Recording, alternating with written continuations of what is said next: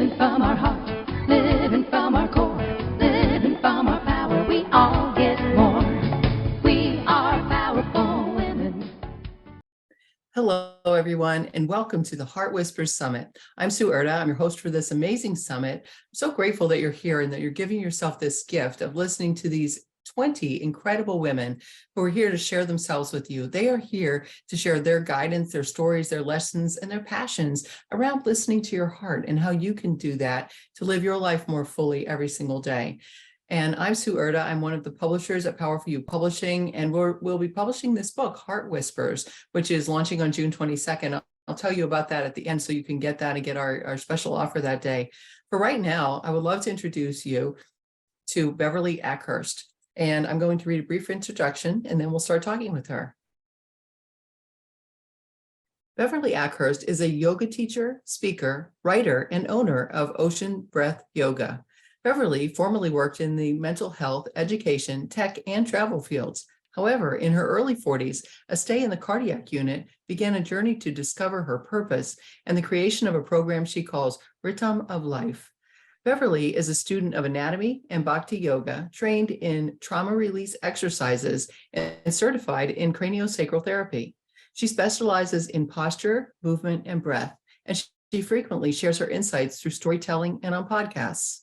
Beverly forest bathes whenever she can and believes it is time we all become the experts of our own lives. She lives in Vancouver, British Columbia, and I am grateful to welcome Beverly Akhurst. Beverly, how are you? Thank you, Sue. I'm wonderful. How are you doing today? I'm doing terrific, thanks. Wonderful. It's a pleasure to share this time with you.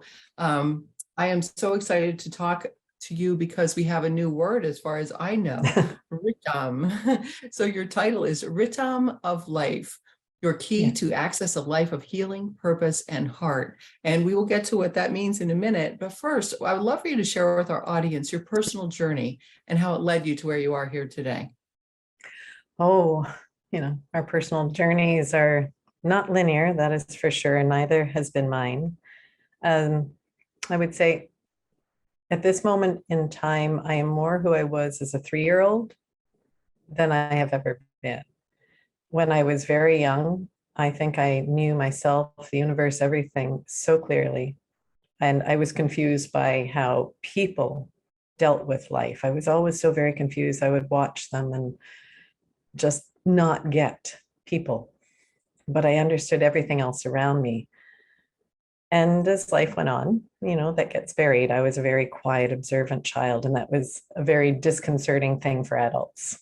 Like, go play, go do, go find. But the more that became the push, me thinking that I had to be a different way to make everyone else content, the more I buried who and what I truly am.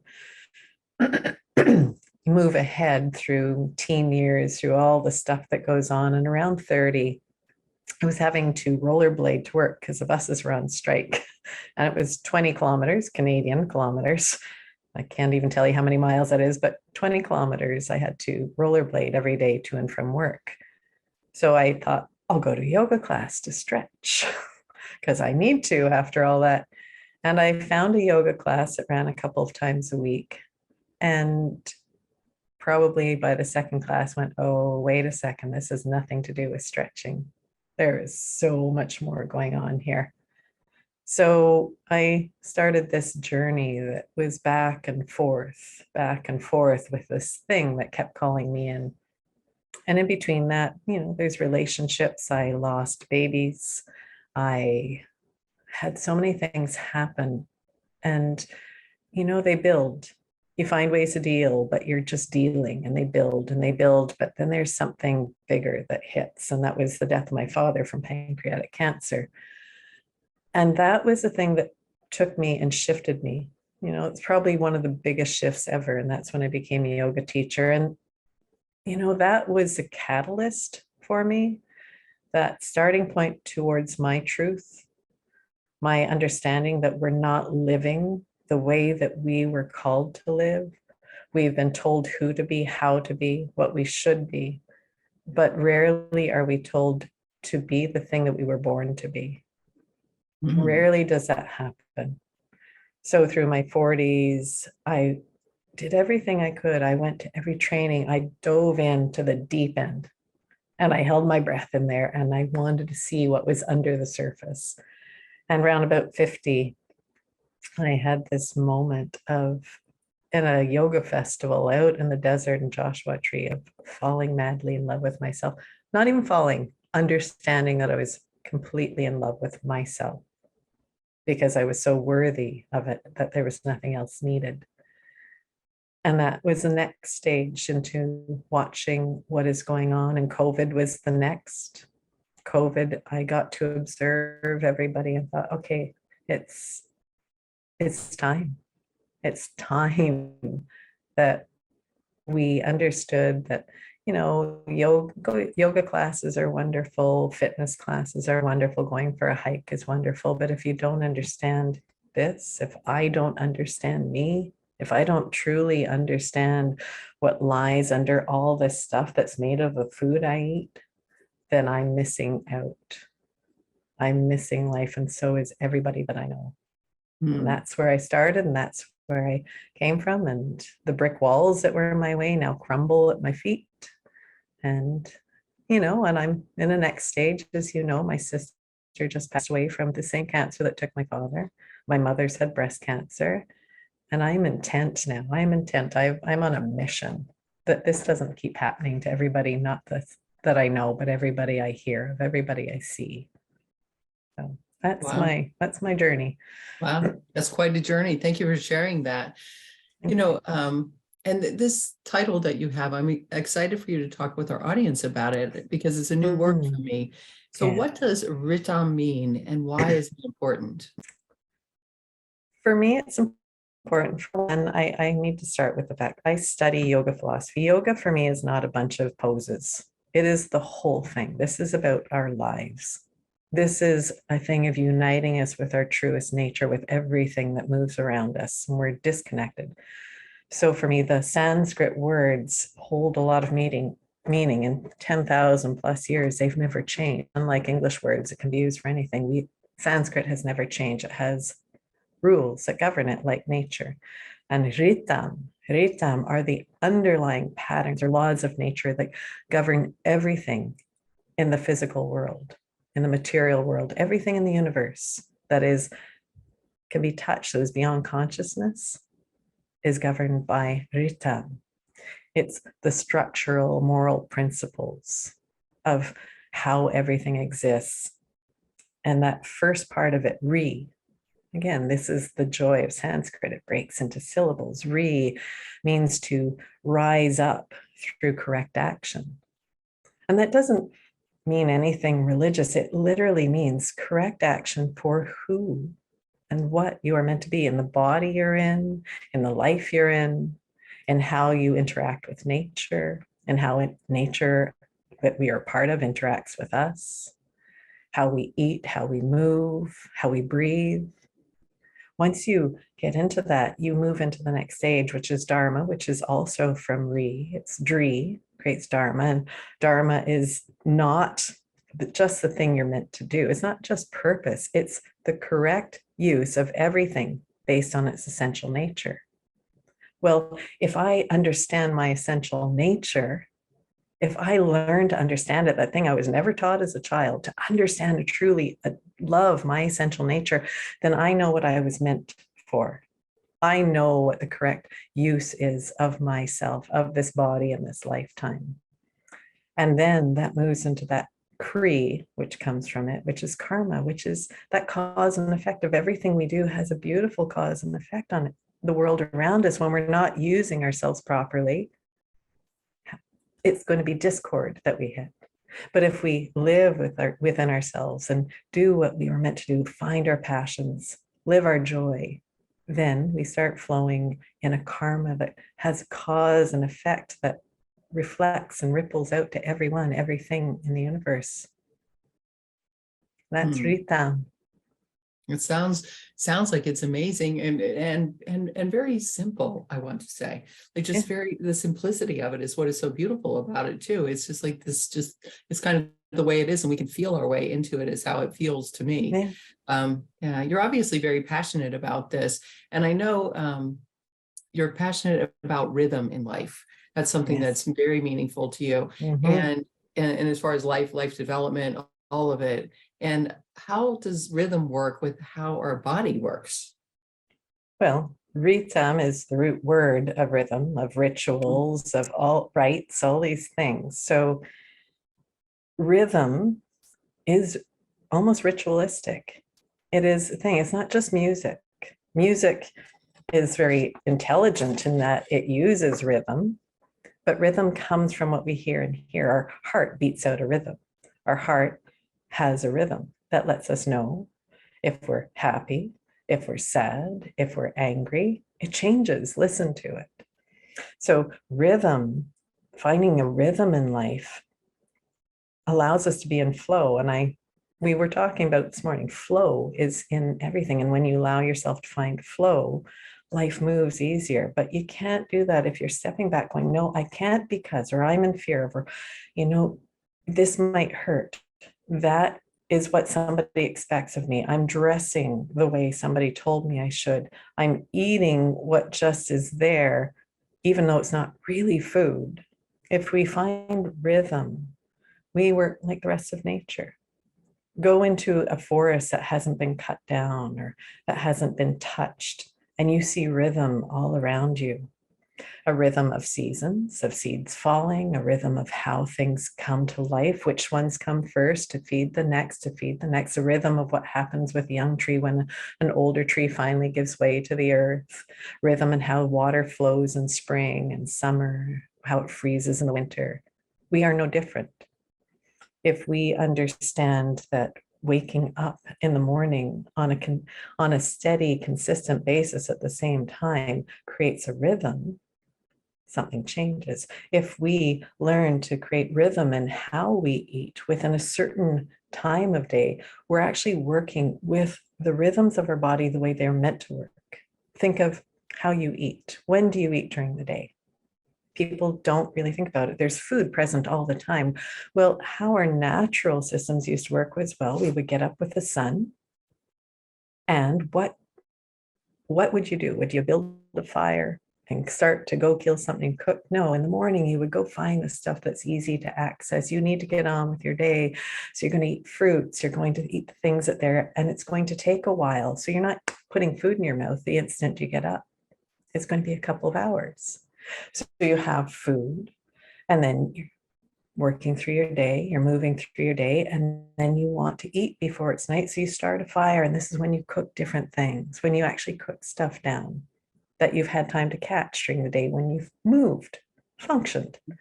And now you can eat, and you're finished by late because you're going to bed. It's dark. You're going to bed, but we are eating at 10 o'clock at night. We're eating at all times of morning, all times of day. We're putting food in that doesn't coincide with these natural rhythms.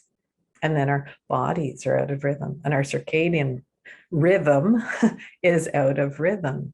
Our bodies are acting on two different time zones up here and in our physical form down below. Yeah. So everything has a rhythm, and it's really important for people to understand it's not just about dancing, moving your hips. It's beautiful, and that's one of the things we need to find more rhythm in. If you watch most people walking down the street, they're curved in, their hips are locked, and they're walking like this. Up here, your arms swing, your heart can function and beat. You can smile easier, your brain functions because blood is in rhythm and flowing. It changes. Everything has rhythm and a natural way of being. Right. And as you None of said, it separate. yeah. Sorry, go And ahead. as you said, we know when we're in rhythm or out of rhythm with our natural body flow and our natural flow of the Yeah, universe and people and everything else too. We yeah, just know these things. So that's beautiful. Yoga. Let's talk about yoga. It's very oh, important in yeah, your life. And yes. what would you say? I mean, like you said, it's not just about the poses. And a lot of people probably have thoughts about what is yoga and maybe why they don't do it or why they should do it or whatever. Tell us, are there any misconceptions that many people have about yoga? Oh, huge misconceptions. The reason I opened my own studio originally was because, and no, nothing against any of the studios that are out there. This is not a dismissiveness. It's just my need, my desire for something different. Studios are working with what is there. Most people don't know what yoga is. They think of it as exercise. So they have to cater to that in order to survive. Plus, it also gets people to experience a part of yoga when they're doing poses, when they're doing the asana, flowing from one to the other. Your mind gets calm, your body works. So you do have a lot that you receive from it. But so many people look at yoga as if there's, heaven forbid, you should own or chant a mantra. Heaven forbid you do anything other than, then it's a religion, or this is some kind of cult-like thing. Yoga is rhythm. It is this full experience of trying to remind yourself of who you truly are, your true nature. And it starts with figuring out what's important to you. It isn't this thing that you do. It is a practice that you connect to. Yoga is from yuj, which means to connect, to join, to unite. So you're uniting yourself with your essential nature. You're uniting yourself back with how everything of the universe is. Whether it's mind, whether it's body, whether it's your heart, your senses. You have a natural way of being. Every one of us do. We were born into this. That rhythm has carried us here. And yoga is that reminder that you're not those horrible experiences outside of yourself. There's a word, vrittis, that you'll hear in one of the Yoga Sutras. Yogas chit vritti nirodha. Now for the cessation of the fluctuations of the mind. Vritti is the fluctuations, the things that spiral you outside of yourself, make you think that you don't know enough, aren't enough, all this stuff that's outside of us. Well, guess what? Thank you to my teacher, Jeffrey Armstrong. He studies Sanskrit for 50 years. And you start looking at words now. Advertising uses the word vrit. Advertising is literally meant to spiral us outside of ourselves so we have no clue what we need for us and to be just what we need. It's making us think we're never good enough. Well, everything of life is telling us we're not good enough as we are, unless we do what everyone else requires of us. So yoga is that place where you remember who you are and find your true nature, reconnect to it, find your rhythm, find your dharma, that thing that is your essential nature, follow your karma, your cause and effect of being in life. And what happens is everyone around you follows that and you become healthier, not just in mind and body, but healthier in the sense that we're all flowing together and not forcing ourselves to be other than what we are, not killing the planet around us by dumping garbage every day and eating stuff that's not really made out of food. We have this greater awareness of everything and we're less likely to want the other and we're healthier for everybody. Beautiful. And all of us, we each desire to have like our best life, right? We hear this, live your best life, whatever that means. And it's separate and individual for each of us. And collectively, obviously, we have our best lives together. But what would you say is something we can do to get better results, to live an optimal life for ourselves? So that, what is that? What advice do you give to people, your clients that you work with? I'm going to stick with the simple ones. I mean, there's every person, this is what I want to start with. Every person is so incredibly unique and individual. Not one thing should ever work for the same person. So there's no diet, no nothing. You've got to find out who you are. So the only way to find out who you are is to first just do the basics. Find out a way. If you add too much on your plate, you're not going to do it. So simply start with, is there one thing in the food that you eat that you can throw out, that you can get rid of? Just cut one thing out. And then, can you shorten the time of day that you eat? Look at the reasons you tell yourself you're eating something at 10 at night is because it's sitting there and you don't want to waste that last piece as you're making lunch for the next day. Well, can you just wrap it up and stick it in the fridge? Are you actually hungry, or can you leave it? You'll start to notice a change in your body. You'll start to notice a change in what you want and when you're actually hungry. The second thing you can do is move. Everyone thinks, okay, I have to plan for a gym class. I'm going to have to plan for a run or get to a yoga class. No. Get up in the morning, stretch your body in every and all which ways that you can. Just move it and you'll feel something changing right away. It takes a minute. Takes a minute of your time. Move. Do that when you're sitting at your desk in the office. Get up. Move. When your brain connects to the difference that your body is experiencing, it will do something different. It will want something different. If it's used to the same thing and you've created a pattern, you're in this rut and you're just going through this rut and you're never going to get out of it. So just do these little small things. So food, then movement, and then take time where you can be quiet. We live in a very noisy world, and I don't mean just sound. I mean light pollution, the pollution that draws us into the need to do everything, this distraction of tech. Everything around us is this noise that is the vrittis. It takes us outside of ourselves and never gives us a moment to actually experience what's going on. So where in your day can you give yourself just 1 minute? 1 minute, that's what you need to be silent. Can you allow yourself to get up in the morning, plant your feet on the earth, take a deep breath in, look out the window, and go, oh my God, I've never seen this day before. Isn't this amazing? I've never seen that tree the way I'm seeing it right now.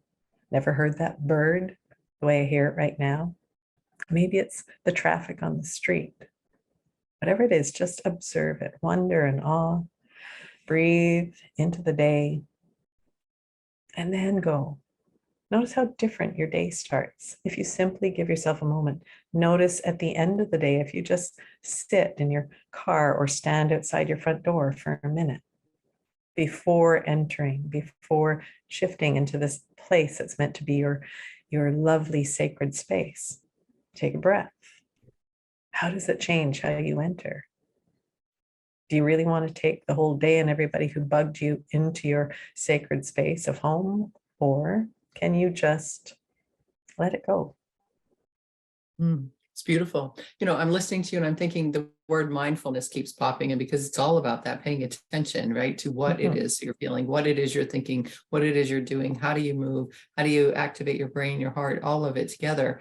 And that's a lot of that, I think, is much with the principles of yoga and obviously the principles of rhythm. Rhythm. You can say that again for me. Rhythm. Right. So tell me about that. Why are you so passionate about this? And we're near the end of our time, but why are you so passionate about this? Because you obviously have this very gentle, quiet passion. I can feel when you speak. It's there. Yeah, I gave up everything in my 40s to do this, everything that I had been before, because I think it is so, I think it's so bloody important right now. It is. I'm watching people get so sick and people mentally, physically be done. There's so much anger everywhere. And this is not who we are. It's because everyone is so disconnected from who they're allowed to be. They've been told to be something else, and they're separated from each other, told to be angry at everybody because you're not getting enough. And honest to God, I think, any moment in time is right, but now it is so essential. I see everyone, I walk down the street and can't help but see who could just simply pull their shoulders back and be able to breathe and be able to connect to another. I see where they're hurting in their bodies because of how they're walking, how they're moving, or how they're reacting to somebody else. And I think we deserve so much more. I think we are worth so much more. I think we are the most incredible things that exist, not beyond animals and everything else, but as part of that. And we have forgotten it. We're so busy trying to get something that's never going to make us happy because we've forgotten who we came into this life as and who we're going to go out as. And we are amazing. Each person watching this, guess what? You are the most incredible thing in the universe. You are the spark of everything of beauty. And it's time everybody knows that. Beautiful. I love it. I love it. I agree with you 1,000,000%. Thank you so much. I appreciate you. Beverly, I know that you have a gift for our listeners too. Everyone that's listening, can you tell us Yes. what that is, where they can get it, and also how to stay connected with you? Absolutely. So for anyone who is listening to this, I have a program I put together for all my clients called Optimal Living. And I've got a little shortened version to help people get started. If you email me in the subject line, put Heart Whispers, I will send you that ebook that I've been giving to my students, and you can have that and start yourself on a journey of learning yourself a bit better. If anyone needs to get hold of me, they can find my email at www.oceanbreathyoga, not breathe, no E at the end, breath yoga.ca, because I'm here in Canada. So oceanbreathyoga.ca, you'll find my email address there. You can email me. I'm on Facebook. I do have a business page, but I prefer that everyone friend me if they're going to through me, Beverly Akhurst, because that's where I share the things I care most about. And I also have a group that I started with a beautiful man in California called Meditation Demystified. And we do yearly meditation conference where we just give everyone all these tools for free. We have meditations online for everyone that you can follow. It's all free. So I'd love it if you went there and started your piece of the journey of taking a moment to connect to yourself. Beautiful. Well, thank you so much. Beverly, this has been a pleasure. I love your energy. I love your tone and your rhythm of your delivery as well, which I know you appreciate that whole rhythm part because it's you. I love it. Thank you so much. And thanks for sharing your story in the book and sharing this information here today. I'm really so grateful that you decided to join us in this beautiful project of Heart Whispers. Thank you, Sue. I'm really thankful. It was the right time. It was the right theme, Heart Whispers, because our hearts are screaming right now. So thank you. Thank you so much for having me here. Oh, thank you. It's beautiful. And listeners, thank you for being here. Thank you for giving yourself this gift and for listening to these amazing authors. Take something from each of them into your own life and just start thinking about it and doing whatever they might have offered to you throughout this summit. And it's just beautiful what could happen for you.